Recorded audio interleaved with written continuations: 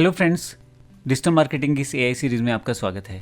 जब हम बात कर रहे थे फ्री मार्केटिंग टूल की, तो उसमें अलग तरह का तरीका रहता है जिसमें आप अपनी जो इमेजेस हैं, वीडियोस हैं या आपका जो कंटेंट है जो आपके प्रोडक्ट से रिलेटेड है उसको आप ऑर्गेनिक रीच तक लेके जाना चाहते हो। जो आपके फॉलोवर्स हैं, जो आपके जुड़े हुए सब्सक्राइबर्स हैं, उन तक लेके जाना चाहते हो। लेकिन हमारे पास जो एक और बेहतर तरीका है पेड डिजिटल मार्केटिंग मेथड, जिसके लिए हम पूरे कोर्स में जानकारी लेंगे आने वाले इस पूरे सेशंस में। तो हम पेड डिजिटल मार्केटिंग मेथड्स की बात करें तो हमारे पास काफ़ी सारे मेथड हैं जो पेड ऑप्शन में चलते हैं। अब पेड क्यों, फ्री है तो पेड क्यों? देखिए, बड़ी सीधी सी बात है। जब आप कोई एग्जाम्पल के लिए शॉप खोल लेते हैं तो अब उस शॉप में काफ़ी सारे लोग आएंगे। कुछ ऐसे आएंगे जो उन्हें प्रोडक्ट चाहिए, कुछ ऐसे आएंगे जो पूछने आएंगे, कुछ आएंगे जो सिर्फ इंटरेस्ट दिखा के चले जाएंगे। लेकिन जब हम बात करते हैं मार्केटिंग की, जब हम अपनी मार्केट कर रहे हैं, मान लो आप थोड़ा सा अपनी दुकान की मार्केट कर रहे हो, तो वहाँ पे अगर मार्केटिंग से लोग सहमत हैं और उनको समझ आ रही है, प्रोडक्ट अच्छा लग रहा है, तो हो सकता है वो लोग आएँ जो परचेज़ करना चाहते हैं। ये एक मार्केटिंग का सिंपल सा तरीका है। अब डिजिटल मार्केटिंग में क्या होता है, आप फ्री ऑर्गेनिक रीच बना सकते हो, बड़ा बेनिफिट रहता है उसका, क्योंकि वो जेन्युइन आपके फॉलोवर्स या सब्सक्राइबर्स होते हैं। लेकिन जब आप पेड की बात करते हो तो आज की डेट में फेसबुक और गूगल के पास ऐसे ऐसे टूल्स हैं जिसमें आप अपनी मनचाही ऑडियंस तक पहुंच सकते हो। अब इसको एग्जांपल के लिए ले लेते हैं। मैंने एक कोर्स बेचना है, मान लीजिए डिजिटल मार्केटिंग का, या मान लीजिए एमएस ऑफिस का कोर्स बेचना है। मुझे किसको बेचना है ये, तो मुझे बस इसकी जानकारी, मुझे बस अपना एक ऑडियंस डिफाइन करना है। मुझे किसको बेचना है, जैसे कि स्टूडेंट्स को टारगेट करना है, जो कंप्यूटर सीखना चाहते हैं उनको टारगेट करना है, जो आईटी लाइन से है उनको टारगेट करना है, जो जॉब के लिए ढूंढ रहे हैं लेकिन वो कुछ कंप्यूटर का सीखना चाहते हैं उनको टारगेट करना है। ये मेरी ऑडियंस है। अब इसके लिए आपको बहुत सारे मेथड देंगे। फेसबुक अलग तरह का तरीका देगा और गूगल अलग तरह का तरीका देगा। इन सब चीज़ों के बारे में हालांकि हम आने वाले सेशंस में देखेंगे, लेकिन अभी मैं एक ब्रीफ इंट्रोडक्शन दे रहा हूँ। हमारे पास बहुत सारे टूल्स हैं जो पेड डिजिटल मार्केटिंग के अंतर्गत आते हैं, तरीके हैं, उनकी जानकारी सेशन में हम। सबसे पहले आता है सर्च इंजन एडवर्टाइजिंग। अब इसको pay to appear on top of search results. इसका मतलब ये है कि गूगल पे जब कोई आदमी, जब कोई व्यक्ति, जब कोई यूज़र सर्च करे कुछ भी जो आपके प्रोडक्ट के रिलेटेड है, तो आप कुछ कीवर्ड्स को परचेज करके रख लेते हो। जैसे एग्जांपल के लिए best MS office course in Hindi. अब बेस्ट एक कीवर्ड है, कोर्स दूसरा कीवर्ड है, इन तीसरा है, एमएस ऑफिस चौथा और पांचवा, और छठा इन हिंदी सातवां। ये टोटल मेरे पास 7 वर्ड्स हैं जो टोटल आपके पास रहेंगे। अब हालांकि ये बड़ी लंबी लाइन है, छोटे वर्ड्स पे ही पैसा लगाने का फ़ायदा भी रहता है और थोड़ा सस्ता भी पड़ता है। लेकिन इस तरह के कीवर्ड्स को आप पहले से डिसाइड कर सकते हो और गूगल को बता सकते हो भी अगर इस तरह का कुछ सर्च किया जाए तो मेरी ऐड दिखाना।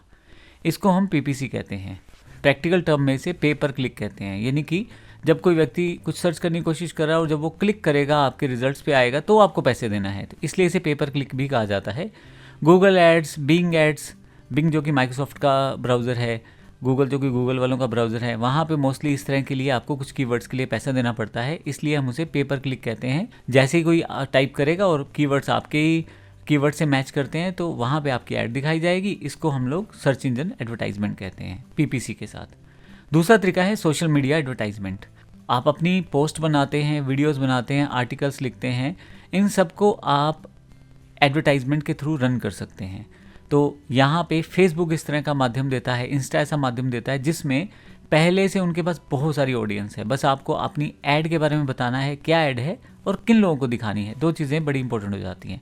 तो आपने एक पोस्ट बनाई अपने प्रोडक्ट के बारे में, जैसे वही मेरा एमएस ऑफिस का एक मान लीजिए ट्यूटोरियल है, तो उसका मैं एक पोस्ट बना लेता हूँ कि मेरे एमएस ऑफिस के कोर्स में कौन से फीचर्स हैं, या मैं एक वीडियो, डेमो वीडियो बना लेता हूँ। कैरोसेल ऐड का मतलब होता है कि बहुत सारी इमेजेस या वीडियोस को मिक्स करके एक ऐड बनाई जाए। तो एक तरह से कार्ड्स आते रहते हैं उसमें, जिसमें एक कार्ड एक इमेज या वीडियो को रिप्रेजेंट करता है, तो 8-10 कार्ड के साथ वो कैरोसेल ऐड तैयार हो जाती है।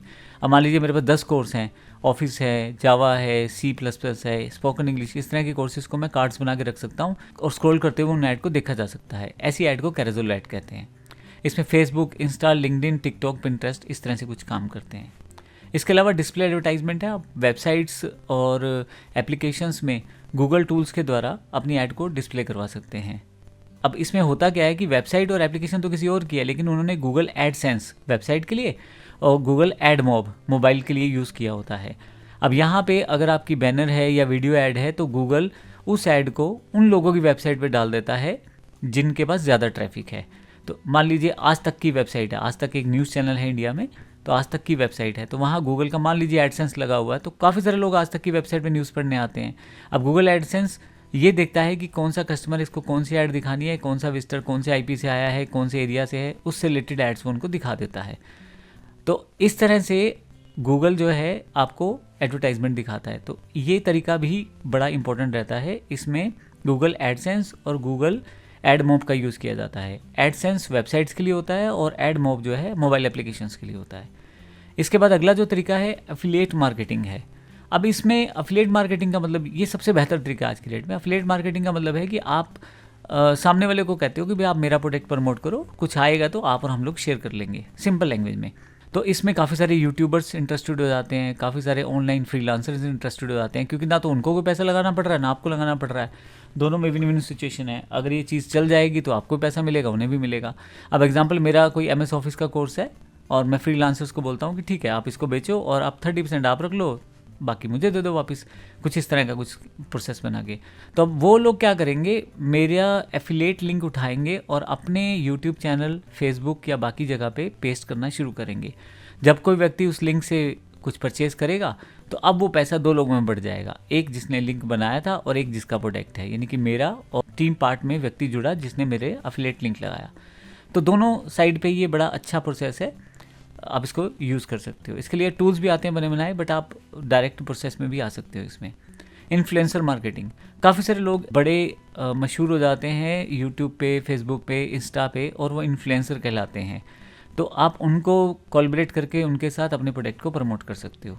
जैसे यूट्यूब पे काफ़ी सारे लोगों के पास बहुत सारे सब्सक्राइबर्स हैं, उनसे बात करो, आपका वो प्रोडक्ट प्रमोट करेंगे, उसके लिए वो चार्ज कर लेंगे। आपको आर्टिकल्स, वीडियोस, पॉडकास्ट के लिए पे करना पड़ता है। इसके लिए कुछ थर्ड पार्टी एजेंसीज होती हैं जो आपसे पेमेंट ले लेती हैं और आपके बिहाफ पे आगे बेहतर इन्फ्लुएंसर्स के साथ जुड़ी रहती हैं या मीडिया चैनल से जुड़ी रहती हैं, और वो आपकी जो एडवर्टाइजमेंट है, आपके प्रोडक्ट का जो प्रोसेस है उसको, या उससे रिलेटेड पोस्ट हैं, वीडियोज़ हैं, उनको आगे फर्दर अपने जुड़े हुए चैनल में प्रमोट कर देती है। इसको स्पॉन्सर्ड कंटेंट कहते हैं। रीटारगेटिंग या रीमार्केटिंग एड्स, देखिए काफ़ी सारे यूज़र्स ऐसे होते हैं जो आपके पास पहले से आपकी वेबसाइट पे आ चुके हैं, आपके पास वो जानकारी ले चुके हैं, लेकिन उन्होंने परचेज़ नहीं किया है। तो ऐसे लोगों को आप रीटारगेटिंग, रीमार्केटिंग के द्वारा फिर से टारगेट कर सकते हो, क्योंकि गूगल और फेसबुक इनका डेटा अपने पास रखते हैं। जैसे फेसबुक का एक टूल आता है फेसबुक पिक्सल के साथ। फेसबुक पिक्सल उन लोगों की इन्फॉर्मेशन सेव करता रहता है जो आपकी वेबसाइट पे आते हैं। इसके लिए वो फेसबुक पिक्सल आपकी वेबसाइट पे होना चाहिए पहले से, अदरवाइज़ नहीं वो कुछ कर पाएगा।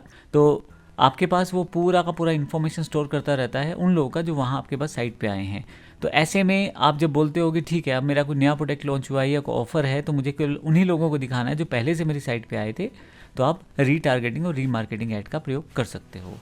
नेक्स्ट है हमारे पास पेड ईमेल मार्केटिंग। जैसे मैंने पहले बताया था कि मेलचिम्प और HubSpot जैसे सॉफ्टवेयर सॉल्यूशंस हैं जो कि ऑनलाइन आपको मेल भेजने की सुविधा देते हैं। तो उन्होंने पहले से बड़ा अच्छे सिस्टम बना रखे हैं। एक प्लगइन है, आप अपनी वेबसाइट में डाल लो, जो भी आदमी मेल डालता रहेगा वो सारा डेटा आपका मेलचिम्प के थ्रू सेव होता रहेगा, एक लिस्ट बन जाएगी, आप उस लिस्ट को यूज़ करो और मेल कर दो।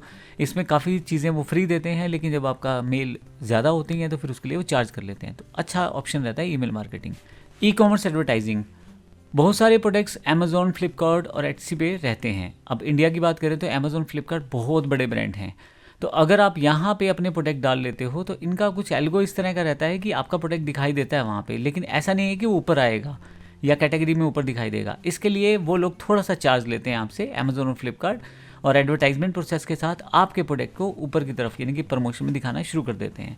अब जब ऐसा करते हैं तो कहीं ना कहीं आपको बेनिफिट ये रहता है कि आपका प्रोडक्ट ज़्यादा बिकना शुरू हो जाता है, क्योंकि जब वो ऊपर की तरफ आएगा, नॉर्मल सी बात है। एक एग्जाम्पल ले लेते हैं, एक मोबाइल जो है वो लाखों कंपनियां बेच रही हैं इंडिया में, लेकिन अभी सारी की सारी अमेज़ॉन पे मान लो रजिस्टर्ड होगी, आपका प्रोडक्ट ऊपर है, उन लाखों में से कैसे आएगा? आप ऐड दे दो, वो आप ऐड के लिए चार्ज करेगा अमेज़ॉन और आपका प्रोडक्ट ऊपर की तरफ दिखा देगा। तो ई कॉमर्स एडवर्टाइजिंग अच्छा माध्यम है। वीडियो एडवर्टाइजमेंट है, आप स्किपेबल ऐड चला सकते हो यूट्यूब पे, वीमियो पे, या पूरी की पूरी ऐड चला सकते हो। काफ़ी सारे ऑप्शन रहते हैं, तो वीडियो ऐड चला के भी आप इसका प्रयोग कर सकते हो अपनी मार्केटिंग का। इसके लिए लेकिन फिर से चार्ज देना पड़ेगा। ऐप मार्केटिंग, अब जैसे गूगल का मैंने पहले से बताया कि आपके पास एप्लीकेशन प्रोसेस रहता है, पूरा का पूरा एंड्रॉयड सिस्टम ही गूगल के पास है, तो कहीं ना कहीं गूगल ऐप कैंपेन्स के साथ भी, और या एप्पल जो सर्च एड्स में भी आप इसको यूज़ कर सकते हो। एप्पल अलग प्रोडक्ट है एप्पल कंपनी का, गूगल का अपना प्रोसेस आता है, गूगल ऐप कैंपेन्स के हिसाब से आप उसको यूज़ कर सकते हो। Geo fencing and location based ads, ये वो ऐड रहती हैं जो जियो फेंसिंग और लोकेशन बेस्ड होती हैं। जैसे एग्जांपल के लिए मान लीजिए मैं अम्बाला में हूँ, तो अम्बाला जो है वो 50-60 किलोमीटर के अंदर जो है पूरा का पूरा एरिया कवर हो जाता है।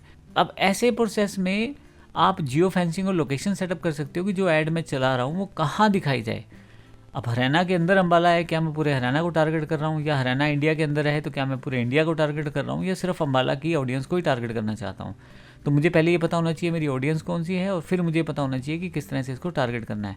तो जियो लोकेशंस हम सेटअप करके, जियो फेंसिंग यानी कि एक बॉर्डर सेटअप करके हम उस एरिया तक ही ऐड अपनी पहुँचाते हैं, और फाइनली फिर उन्हीं लोगों के पास ऐड जाती है जो उस एरिया से रिलेटेड होते हैं। इस तरह के ऑप्शंस भी नए वाले टूल्स देते हैं। फिर से इसमें थोड़े से चार्जेस लगते हैं। तो ये मैंने आपको जो जानकारी दी है, ये उन टूल्स की जानकारी दी है जो पेड डिजिटल मार्केटिंग के साथ आगे चलते हैं। मैं आपको बता दूं कि हम फ्री और पेड दोनों तरह के डिजिटल मार्केटिंग के प्रोसेस को समझेंगे और फिर आगे चलेंगे। धन्यवाद।